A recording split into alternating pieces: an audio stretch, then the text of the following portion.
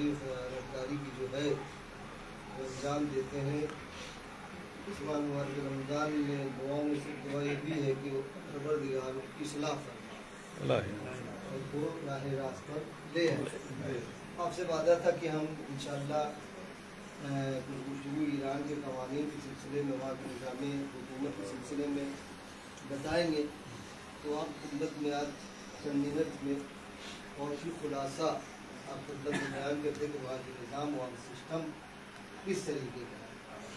سب سے پہلے آپ خدمت میں عرض کریں کہ اسلام میں انتخاب نہیں ہے، یعنی رائے دہی نہیں ہے، بلکہ نصف کیا جاتا ہے، معین کیا جاتا ہے. اسلامی قوانین میں آپ نے دیکھا ہوگا کہ رسول اللہ کے بعد امیر المومنین کو نصف کیا گیا ہے، چنا نہیں گیا ہے، رائے دہی نہیں ہوئی ہے. وہاں پہ اسلام امام علی کے بعد رسول اللہ بعد امیر المومنین کا امام حسن کو، امام حسین کے بعد انہوں نے ان کو معین کیا، تعین کر نصف کیا ہے. اسلام میں نصف انتخاب اور الیکشن نہیں پایا جاتا ہے. جو اب تک جب سے مطلب کیا نام ہے امیر المومنین کی حکومت، اس کے بعد امام حسن کو کی حکومت، اس کے بعد کچھ دن مصر میں فاطمیین کی حکومت رہی ہے، شیعہ حکومت. اس کے بعد کبھی اسلامی مملکت قائم نہیں ہوئی. آج پوری دنیا میں کئی 100 ملک ہیں لیکن وہاں کہیں بھی کوئی اسلامی حکومت نہیں ہے، صریح اسلامی حکومت. صرف ایک واحد ملک ایران، وہاں پہ نظام حکومت یہ بھی یہاں پہ بھی یہی ہے. وہاں پہ نظام ولایت فقیہ، یعنی بہت سارے مرجع ہوں اور اس میں جو سب سے زیادہ صلاحیت والا مرجع ہوگا، مجتہد ہوگا، اس کو اگر حالات مہیا ہیں اور وہاں پہ حکومت قائم کی جا سکتی ہے تو وہاں پہ سربراہ مملکت کون بنے گا؟ ایک مرجع، ایک مجتہد بنے گا. سب سے اعلیٰ کون رہے گا؟ وہ وہی مرجع رہے گا، وہی لیڈر بنے گا. اسی کو کہتے ہیں ولی فقیہ. ولی فقیہ کسی کو کہتے ہیں. کیونکہ امام زمانہ نہیں ہے لہذا ان کی جگہ پہ اگر کوئی آ سکتا ہے، کون آئے گا؟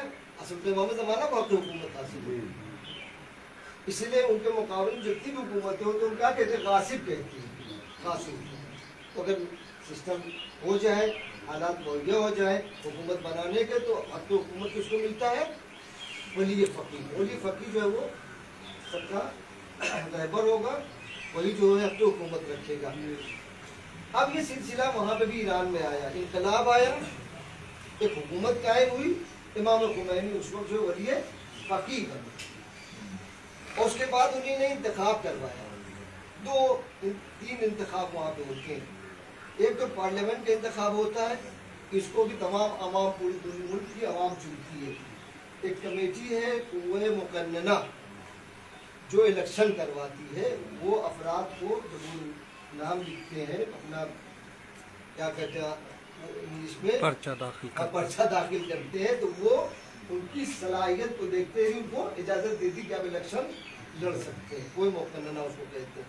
وہ الیکشن کراتی ہے، جانچتی پڑتالتی ہے، اس کے بعد اس کو کہتی ہے بھئی آپ الیکشن میں پارلیمنٹ ممبر بن سکتے ہیں. تو پارلیمنٹ کا ممبر ہو جاتا ہے، پارلیمنٹ قائم ہو جاتی ہے. اس کے بعد خود ڈائریکٹ صدر کا بھی انتخاب ہوتا ہے. وہاں وزیر اعظم کا انتخاب نہیں ہے. وہ بتایا تھا وہاں پہ وزیر اعظم پہلی بار بنا تھا، لیکن اس کو دیکھا خیانت کار، اس کو ہٹا دیا. ابھی صدری نظام آیا، صدر کا نظام آیا. صدر منتخب ہو جائے گا. کون چنے گا؟ اس کو بھی ہر پبلک اپنا ووٹ دے گی. ہر آدمی، 2-4 آدمی کھڑے ہوتے ہیں، اس میں سے جو بھی منتخب ہو جائے تو ان کو ووٹ ملتا. وہ جو 2-4 میں سے جو جیت جاتے ہیں، اس میں کون ہے؟ وہ چنے لوگ. جی نہیں، پوری پبلک چنتی، پورے ملک کی پبلک صدر کو چنتی ہے. افراد ہوتے ہیں، افراد وہاں ہوتے ہیں، وہ مطلب 8-10 کو اعلان کرتی ہو انہیں کو مقننہ جو ہم نے بتایا آپ کو. ابھی ان کو بتا رہے وہ الگ نظام ہے، وہ اس کا الگ نظام ہے، ان کو بتا رہے. صدر کا انتخاب الگ ہے. ابھی ہم بتا دیں کہ اس رہبر کو کون چنتا ہے ان کے انتقال کے بعد، اس کو بھی بتاتے ہیں. پارلیمنٹ چن گئی، عوام نہیں چنا. پورے ملک میں میرا خیال ہے ان کا تعداد نہیں معلوم کتنے سو ہے، یا تو 500 کچھ افراد ہیں انڈیا میں، وہاں پہ تقریباً کچھ ایسے ہی ہوں گے. تو وہاں پہ اب پبلک ہی پارلیمنٹ کو چنتی ہے، پارلیمنٹ تیار ہو گئی، اس کے بعد صدر کا انتخاب ہوتا ہے. صدر میں بھی مثلا 100-150 لوگ اپنا پرچہ داخل کرتے ہیں، اس میں سے 10-20 آدمی کو اجازت ملتی ہے، ان کی صلاحیت کو دیکھتے ہوئے کوئی مقررہ ان کو اجازت کی آپ الیکشن لڑ سکتے ہیں. دیکھا ہوگا کہ ابھی احمدی نژاد کو رد صلاحیت کر دیا تھا، کیونکہ ابھی الیکشن لڑنے کے لائق نہیں ہے، ان کی اپنی وہ ہے جس بنیاد پہ منع کیا ہو. تو صدر بھی منتخب ہو. اب صدر اور پارلیمنٹ کا کام کیا ہے؟ پارلیمنٹ قانون بناتی ہے، قانون اساسی بنیاد پر، جو ملک کا قانون اساسی ہوتا ہے اسی کو مد نظر رکھتے ہوئے قانون بناتی ہے. اب صدر سے کہتی کہ اب یہ قانون کو آپ کیا کریے؟ نافذ کریے. ملک میں اس قانون کیا کریں گے؟ اب وہ اپنے وزراء کے ساتھ اس قانون کو کیا کرتے ہیں؟ ملک میں لاگو کرتے ہیں. گورنر سسٹم ہوتا ہے وہاں پہ کیا ہوتا ہے؟ گورنر سسٹم ہے. مثلا کن کا گورنر، ہر صوبے کا گورنر ہوتا ہے. یہ گورنر خود یہ صدر یا کچھ لوگ افراد اس کو منتخب کرتے ہیں. اب یہ قانون مثلا کم بھیج دیا بھائی آپ وہاں اجرا کریے، یہ قانون وہاں اجرا کریے. کبھی کبھی صدر میں اور پارلیمنٹ میں اختلاف ہو جاتا ہے. پارلیمنٹ میں صدر کچھ کہہ رہا ہے، وہی ہم بجٹ پیش کرتا ہے اپنے وزراء کے ساتھ، وہی ہم یہاں لاگو کرنا چاہتے ہیں، اور پارلیمنٹ کو اجازت نہیں دیتی، کہتے ہماری رائے کے مطابق آپ صحیح کام نہیں کر رہے ہیں. جیسے ابھی اب حالات بعد اوقات دیکھا ہے آپ نے، احمدی نژاد کے درمیان کچھ اختلافات پیدا ہوئے تھے. تو اب کیا کرے گا؟ پارلیمنٹ کچھ کہہ رہی ہے اور یہ صلوات پڑھے محمد محمد کچھ کہہ رہا ہے، تب کیا کریں گے؟ تو پھر ادھر کچھ سال پہلے اس کو دیکھا کہ بہت مسائل ہو سکتے ہیں، ممکن صدر بہت اچھا مناسب نہ آدمی ہو اور پارلیمنٹ میں دونوں میں اختلاف ہو، نظام کیسے چلے گا؟ پھر اس کے اوپر ایک کمیٹی بنائی گئی، شورائے مصلحت نظام. اس میں بھی قریب 100 کے آس پاس افراد، کہ اگر پارلیمنٹ میں صدر میں اختلاف ہو جائے تو وہ نظام مملکت کے مفید چیزیں کیا ہے وہ کمیٹی چن کر کے بتائے گی. اب پھر اس کی بات مانی جائے گی، نہ صدر کی بات مانی جائے گی نہ پارلیمنٹ کی مانی جائے گی. وہ بھی رہبر کے انڈر میں کام کرتی، کس کے؟ رہبر کے انڈر میں کام کرتی. رہبر نے معین کیا اس کمیٹی کو شورائے مصلحت نظام، وہ معین کرتی. دونوں کی لڑائی کو سلجھا دیتی، بھائی آپ لوگ میرا نظریہ کہ آپ اس کو کریے، مسئلہ ہو جاتا ہے.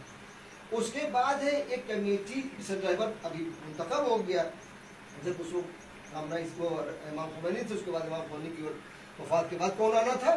ایک رہبر کو آنا تھا. اس کے لیے امام خمینی اپنے ہی زمانے میں خود مجتہدین کی کمیٹی بنائی، جو مرجع ہوں، جو صاحب رسالہ جس کی آپ تقلید کر سکتے ہوں، ان کی بھی کمیٹی بنائی، ان کو بھی پبلک سے منتخب کروایا. سوچ سکتے ہیں کبھی ان کا بھی الیکشن ہوگا پورے ملک میں، اس میں بھی لوگ علماء جو ہے اپنا سب کے نام کریں گے، اور اس کے بعد جو ہے وہ ان میں سے جو منتخب ہو کے آئیں گے وہ سب مر جائیں، سب مجتہد ہیں، سب ولی فقیہ بن سکتے ہیں. وہ کمیٹی بنائی گئی، اس کو کمیٹی کو ایک صدر اور سیکریٹری بنایا گیا، جس کو کہتے ہیں سلمان پڑھے محمد اللہم صلی علی محمد وآل محمد. مجلس خبرگان، خبرگان یعنی جانکار لوگوں کی کمیٹی، ایکسپرٹ لوگوں کی کمیٹی. اب یہ منتخب سب عالم دین ہے، سب مجتہد ہیں، تمام لوگ صاحب رسالہ ہیں، ہر ایک اس میں تقلید کر سکتے، کوئی چھوٹا موٹا آدمی اس میں نہیں ہوتا ہے، سب مرجع ہوتے، صاحب رسالہ ہوتے، سب سے خارج پڑے ہوئے ہوتے، اور اسی میں سے کسی کو منتخب کرنا ہوتا ہے. اور جیسے کہ دیکھا آپ نے امام خمینی کے بعد کس نے معین کیا تھا؟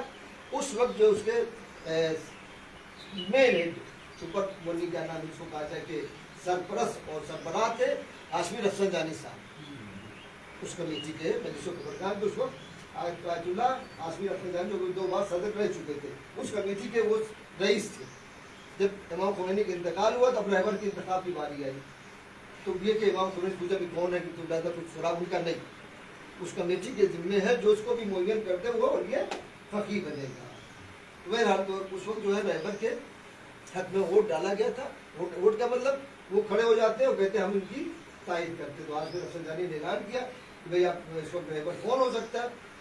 میری طرف سے میرے آیت اللہ خامنہئی صاحب کی رائے، میری رائے کیا ہے، یہ بن سکتی ہے. तो सबने खड़े होकर तारीफ कर दिया, वो बन गए। अब फिर ये मसला पैदा हुआ, फिर वही कमेटी आई क्योंकि हालात गड़बड़ के खराब थे।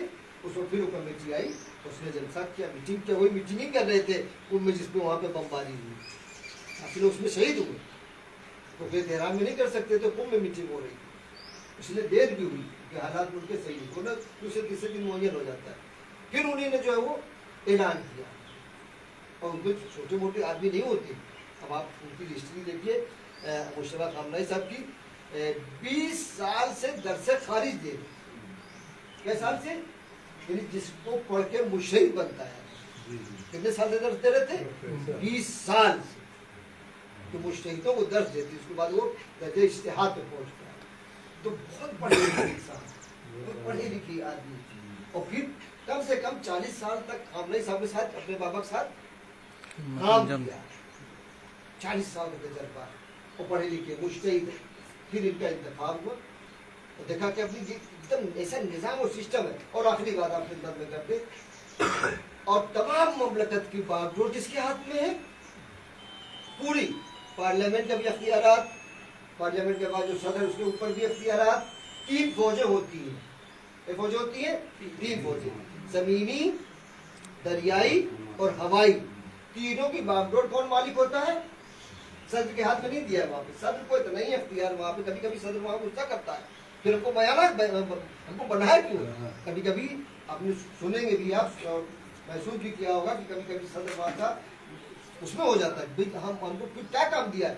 उनको इतना ही काम है, ममलकत में, हुकूमत में जो दाखिली उमूर है उसी को आप निपटाइए। आपको जितने कहिए पुलिस दे दी जाएगी, जितनी कहिए फोर्स दे दी जाएगी।